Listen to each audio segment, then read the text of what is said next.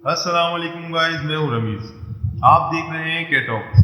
यहाँ आपको मिलेगी लोगों की आप बीती कहानियाँ, वॉइस रिकॉर्डिंग और बहुत कुछ। तो चलें शुरू करते हैं। अस्सलाम वालेकुम गाइस, मैं हूं ज़ैफ़ा। आप देख रहे हैं के टॉक्स। तो आज का तारुफ काली बिल्ली रमीज़ भाई की एक स्टोरी है। चूँकि रमीज़ भाई को काफ़ी रिक्वेस्ट पे हमने बुलाया है, तो ये इंसिडेंट रमीज़ भाई से सुनते हैं कि क्या वाक़या था जिसकी वजह से रमीज़ भाई की लाइफ आज तक डिस्टर्ब है। अस्सलाम वालेकुम रमीज़ भाई, क्या हाल है आपके? वालेकुम अस्सलाम। मुज़फ़्फ़र भाई खैरियत से हैं? तो आप बताना चाहेंगे कि वो क्या वजह थी, किस वजह पे आपने ये यहाँ पे आने का कष्ट किया? जी सर, बिल्कुल मुज़फ़्फ़र भाई, मैं बताऊंगा आपको जो मेरे साथ हुई है। और सबसे पहले तो आप ये बताएं, आप कैसे हैं? तबीयत ठीक है आपकी? अल्हम्दुलिल्लाह ठीक ठाक, अल्लाह का शुक्र। आप सुनाएं, आप ठीक ठाक हैं? अल्लाह का शुक्र है। तो गाइज, आज हम जानते हैं रमीज़ भाई से इनकी story. Stay tune with us. बताओ। तो मुज़फ़्फ़र भाई, बात है आज से 3 साल पहले की, 2017। रात का तकरीबन कोई 12 साढ़े 12 का टाइम था। मैं और मेरी वाइफ हॉस्पिटल से आ रहे थे। तो हॉस्पिटल से वापसी में मेरी बाइक एकदम रोड पे बंद हो जाती है। तो मैंने बोला शायद कोई टेक्निकल मसला होगा। तो फिर मैंने चेक किया तो उसका पेट्रोल एंड था। पेट्रोल जब मैंने चेक किया तो पेट्रोल वाकई एंड था। जब पेट्रोल पंप मैंने देखा तो दूर दूर तक कोई पेट्रोल पंप नहीं था। थोड़े से फासले पे एक हमें पेट्रोल पंप नज़र आया, तो हम उसकी जानिब चल दिए। अच्छा, तो ये ज़ियाउद्दीन वाली तरफ बता रहे हैं आप वाक़या? ये कहाँ का वाक़या है? ये है, अल्लाह आपका भला करे मुज़फ़्फ़र भाई, ये सैफ़ी हॉस्पिटल का। हाँ, केडीए चौरंगी पे देखा है ना आपने? जी जी बिल्कुल देखा है। हाँ, तो ये उसका वाक़या है। तो हम लोग आ रहे थे इधर अपना 5 स्टार चौरंगी की तरफ, हमें पेट्रोल पंप नज़र आया था।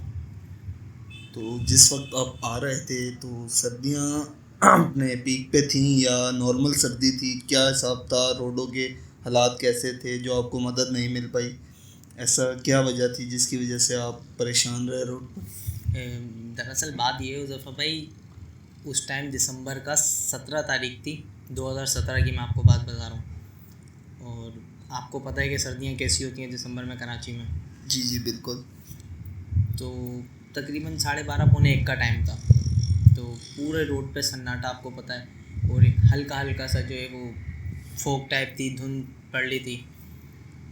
बहरहाल पेट्रोल वगैरह हमने जब डलवाने के लिए मैं पेट्रोल पंप पे गया, तो मैंने अपनी वाइफ को पेट्रोल पंप से थोड़ा बाहर पीछे उतार दिया।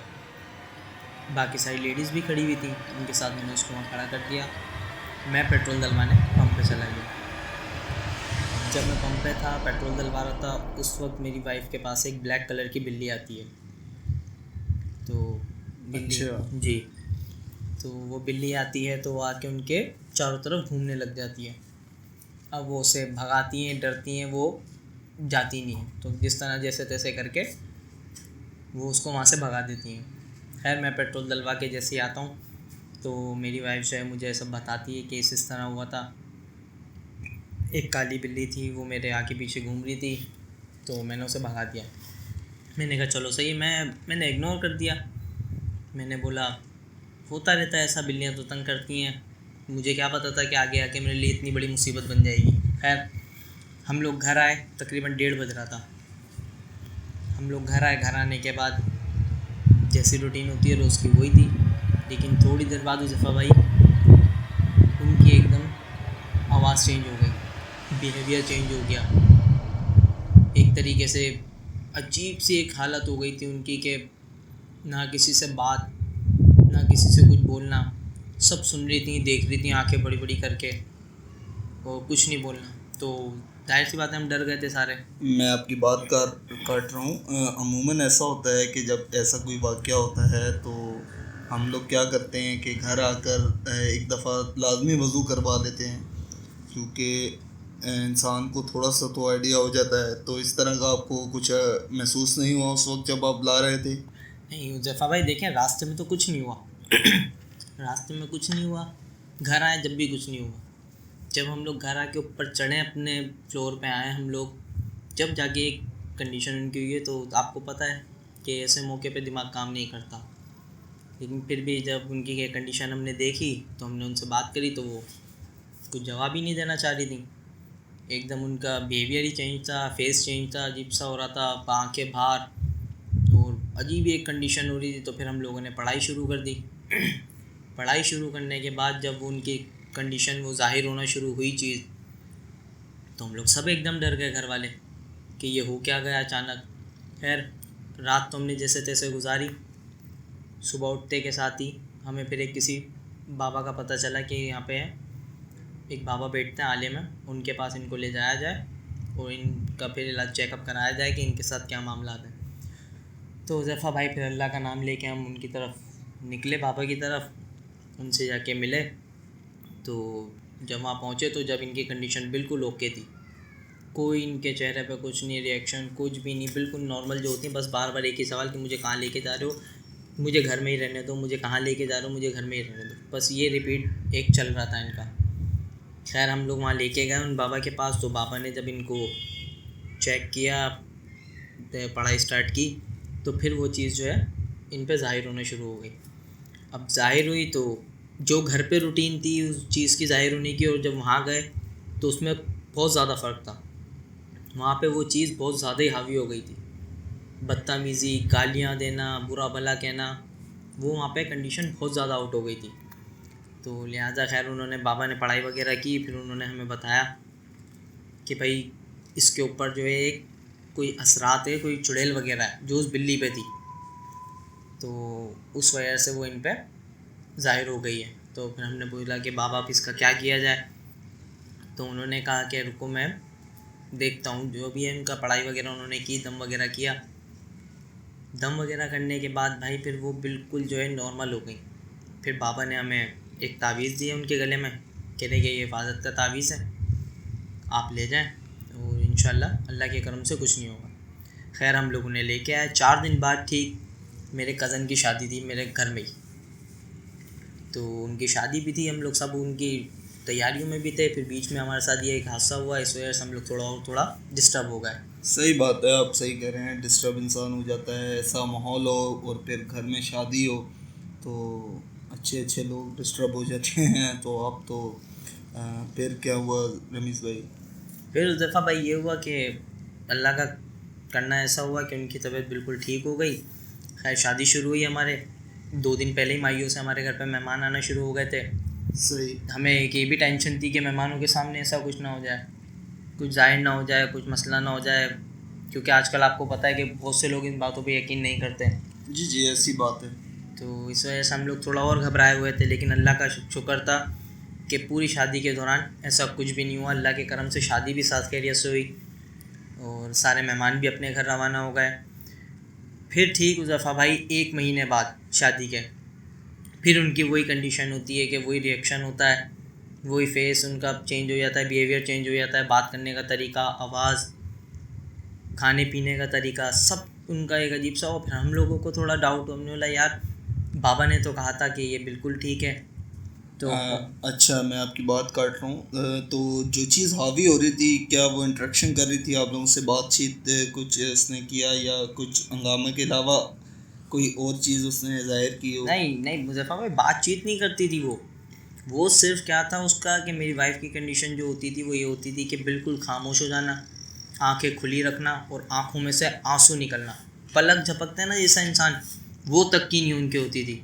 अच्छा। तो अब हम लोग एकदम डर जाते थे कि यार ये क्या है। अच्छा उस टाइम उनको भूख इतनी लगती थी कि जब उन्हें खाना दिया जाता था तो वो बंदा एक हाथ से खाता है, वो दोनों हाथों से खाती थी। ठीक है।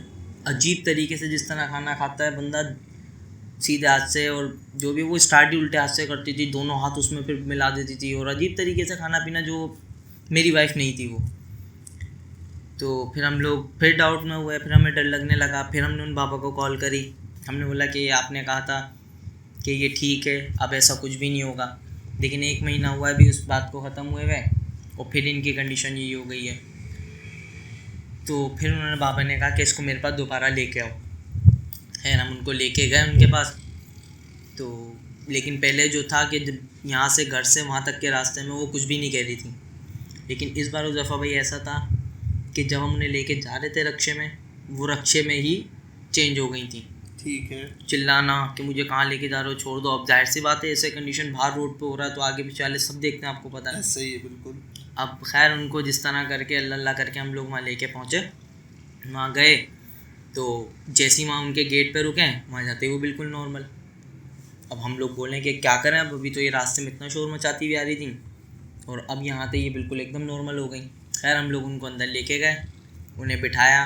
बाबा ने जब पढ़ाई वगैरह की तो फिर उनसे बातचीत हुई, तो फिर उसने यानी हाजिर होके बात की, तो वो बोल रही है कि ये मुझे बहुत पसंद है, मैं इसको नहीं छोड़ूंगी और मैं इसको अपने साथ लेके जाऊंगी। ये किसकी बात बता रहे हैं आप, अपनी बता रहे हैं? जी जी, ये वो जो उस पर मेरी वाइफ पे था। अच्छा, वो आपकी वाइफ को जी पसंद करता था? जी, ठीक वो है। कह रहा है मैं इसको अपने साथ लेके जाऊंगा, ये मुझे बहुत अच्छी लगती है। तो फिर जब बातचीत हुई बाबा की उनसे, तो उन्होंने फिर जब बातचीत की, पढ़ाई वगैरह की, फिर बाबा ने हमें एक और तावीज़ मज़ीद दिया, पक्का तावीज़ जो होता है, और कुछ इनका उतारे का सामान दिया तो जो होता है। तो खैर हम लोगों ने वो करा। उसके ठीक 1 हफ़्ते बाद मेरे यहाँ बेटा पैदा हुआ। माशाल्लाह। हाँ, तो मेरे बेटा पैदा हुआ। अब हम लोग सारे इस टेंशन में थे। अच्छा, ये कि- किस टाइप की बात है? ये सानिम के टाइम की बात है? जी जी, ये अब तो मेरा बड़ा माशाल्लाह बेटा आपके सारिम। 2 जी बेटे हैं। जी जी, ये सारिम के टाइम की बात है, 3 साल पहले की। तो अब ये है कि हम लोग सारे उज़ैफ़ा भाई इसी चीज़ में टेंशन में थे कि अब इसके साथ मसला था कि होने वाला जो बच्चा उसके साथ ऐसा कुछ ना हो। लेकिन अल्लाह का शुक्र है, मेरा बेटा बिल्कुल ठीक हुआ है। अच्छा, तो आपने यानी हाथ के हाथ उसको भी चेक करवा लिया था, या वो हो चुका था उस वक्त जब ये सीन हुआ है, जो आपने चेक वाली बात बता रहे हैं? नहीं, उससे पहले ही हमने चेक करवा लिया था। और जब मेरा बेटा हुआ था तो उसकी जो छठी वगैरह कहलाती है, उसमें फिर हम लोगों ने उसका भी चेकअप करवाया था। तो बाबा ने हमें बताया था कि इस बच्चे के साथ कुछ भी नहीं है, जो भी मामलात हैं वो तुम्हारी वाइफ के साथ हैं। खैर वो बेटा मेरा पैदा हुआ, फिर हम लोग सब अपनी लाइफ जैसे इंजॉय करते हैं वैसे ही कर रहे थे। तो करते करते करते करते उज़ैफ़ा भाई फिर तकरीबन 7-8 महीने बाद 7-8 महीने बाद फिर उनकी वही कंडीशन होती है। अच्छा। जी, फिर उनकी वही कंडीशन होती है। तो फिर हम लोग जाहिर सी बात है फिर टेंशन में कि यार ये हो क्या रहा है हमारे साथ। अच्छा, जैसे ही उसकी दोबारा जो है 7 महीने बाद जो है उसकी तबीयत ख़राब हुई, उसके बाद उज़ैफ़ा भाई मेरी जॉब भी चली गई। अच्छा। जी, मेरी जॉब चली गई। मेरे घर के मामलात थोड़े जो हैं हालात माली वो बहुत ख़राब हो गए, डिस्टर्ब हो गए हमारी पूरी फैमिली, क्योंकि मेरी भी जॉब छूट गई, मेरे छोटे भाई की भी जॉब छूट गई और हम लोग थोड़े परेशान हो गए थे। तो अब हम लोग मज़ीद परेशान होते जा रहे थे। फिर हमें पता चला कि भाई जो परेशानी आ रही है वो इसकी वजह से आ रही है। वो जो है चीज़ उस पर वो कभी खुश नहीं रहने देगी जब तक वो कह रहा है कि मैं इसको लेके नहीं जाऊँगा, मैं सबको बर्बाद कर दूँगा। खैर उज़ैफ़ा भाई, आप वो ये ना कि बहुत से लोग इसको मजाक समझते हैं, सही। ठीक है, बहुत से लोग यकीन नहीं करते, लेकिन ये है कि जिसके साथ होती है, जिस पे बीतती है, ये वही जानता है। ऐसे ये बिल्कुल ठीक जी, कह रहे हैं। तो ये बिल्कुल रियल कहानी मैंने अपनी बताई है जो मेरे साथ बीती है। खैर बहरहाल जब उसका दोबारा इलाज हुआ, फिर उन बाबा ने जो है पक्का तावीज़ देने के बाद भी उनकी कंडीशन दोबारा ख़राब हुई, तो हम लोगों ने फिर हमारे एक कज़न है उज़ैफ़ा भाई, पिंडी से आए हुए थे, ठीक है, उन्होंने हमें मशवरा। जी जी जी जी, आपका नाम भी उज़ैफ़ा, उनका भी। जी, लोग जो है वो झंडे गाड़ते हैं। जी जी बिल्कुल। तो उन्होंने जो है फिर हमें मशवरा दिया कि भाई इनका जो है फैज़ान मदीना से इस्तिखारा निकलवाया जाए। तो हमने फिर जब मशवरा किया घर वालों से बैठ के, तो फिर हमने जब उज़ैफ़ा भाई की बात मानी तो हमने फिर इस्तिखारा निकलवाया फैज़ान मदीना से। तो हमें पता चला कि इनके ऊपर वही चीज़ है और इनका मुकम्मल इलाज होगा तकरीबन 40 दिन का। तो अच्छा। जी, हमने फिर 40 दिन का उनका प्रॉपर इलाज किया, ठीक है। इलाज करने के बाद कोई तावीज़ वगैरह उन्होंने दिए थे पानी में पिलाने के लिए, और एक तावीज़ उन्होंने और उनके बांधा था गले में कि ये अब अल्लाह के नाम से इनकी हिफाजत होगी और अब इनको कुछ भी नहीं होगा। तो उज़ैफ़ा भाई आज ये है कि 2022 चल रहा है, मेरे माशाल्लाह एक और बेटा है, ठीक है, और अब मेरी माशाल्लाह लाइफ बहुत सुकून में है। ठीक है। जी जी बिल्कुल।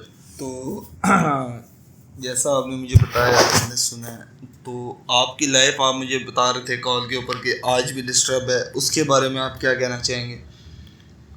डिस्टर्बेंस तो देखें उज़ैफ़ा भाई, बहुत सारी परेशानी में आती हैं, क्योंकि आपको पता है कि अभी कराची के हालात कैसे चल रहे हैं जी कि कहीं पे जॉब्स नहीं है, कहीं पे कारोबार नहीं है, ठीक है, कहीं पे कुछ नहीं है, और तो इस वजह से थोड़ा डिस्टर्ब हुई हुई लाइफ हो तो हर किसी के साथ होती अच्छा, है। यानी आप कह रहे हैं कि आप जहनी डिस्टर्ब हैं। जी जी बिल्कुल। ठीक ठीक। बाकी अल्लाह का शुक्र है, अब सब मामला हल हैं। जी जी, उस मामला से तो उस मालिक का एहसान है, उस अल्लाह का बहुत बहुत करम हम पे कि उस चीज़ से हम लोग अब बिल्कुल बिल्कुल साइड पे हैं। उस मालिक का बहुत बहुत एहसान है कि अब हमारी लाइफ माशाल्लाह बिल्कुल सुकून में है। लेकिन बस वो हर बंदे के साथ होता है कि डिप्रेशन में बंदा होता है या थोड़ा कंफ्यूज सा होता है, वो हर किसी के साथ है ज़फ़ा भाई। बहरहाल अल्लाह पाक उसमें भी आसानी करेगा इंशाल्लाह। बहुत अच्छा लगा रमीज़ भाई आज आपसे बात कर कर। व्यूअर्स, जैसे कि आपने सुनी रमीज़ भाई की स्टोरी, ये बिल्कुल रियल बेस इंसिडेंट है। रमीज़ भाई का अपने साथ हुआ हुआ इंसिडेंट है। तो दुआ यही है कि भाभी के साथ आगे के मामला सेट रहें, रमीज़ भाई की परेशानियां दूर हों। आज तक के लिए इतना ही, इंशाल्लाह मिलेंगे फिर एक नए टॉपिक के साथ। के टॉक्स, हमें लाइक शेयर सब्सक्राइब लाजमी करिएगा, बेल का नोटिफिकेशन बटन ज़रूर दबाइएगा ताकि आपको हमारी वीडियोस सबसे पहले मिले। शुक्रिया, अल्लाह हाफ़िज़।